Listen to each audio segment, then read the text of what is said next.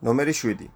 სკოლის 3 ABC კლასის მოსწავლეთა რაოდენობის შესახებ ცნობილია, რომ A და B კლასებში ერთად 22 მოსწავლე სწავლობს, A და C კლასებში ერთად 19 მოსწავლე სწავლობს, B და C კლასებში ერთად 21 მოსწავლე სწავლობს.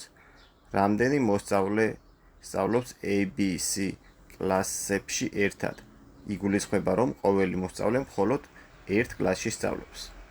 ამის გასაგებად, მოდი ეს პირობები ასე გადმოვიწეროთ. A და B კლასში 22 მოსწავლე სწავლობს, ნიშნავს, რომ A + B უდრის 22-ს. A + C უდრის 19-ს, B + C უდრის 21-ს. მოდი, ახლა რა ვქნათ, შევკრიბოთ ყველა ეს. 22-ს დავუმატოთ 19 და დავუმატოთ 21. მივიღეთ, რომ შეგვიკრებია 2 A კლასის მოსწავლე, იმიტომ რომ აქ 2 აწერია, შეგვიკრებია 2 B კლასის მოსწავლე და 2 C კლასის მოსწავლე.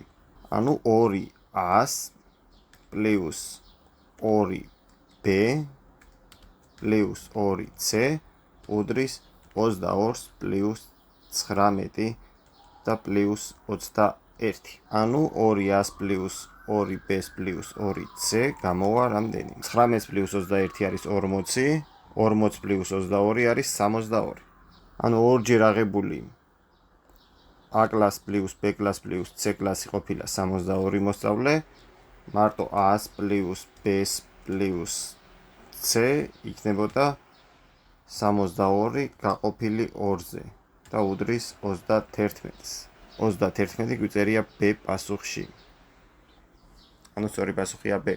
როგორ გავაკეთეთ? დავუმატეთ ერთმანეთს და გამოვიდა, რომ 2 A კლასის მოსწავლე დაგვიმატებია, 2 B კლასის მოსწავლე დაგვიმატებია და 2 C კლასის მოსწავლე. მიღებული რაოდენობა გავყავით 2-ზე და მივიღეთ 31.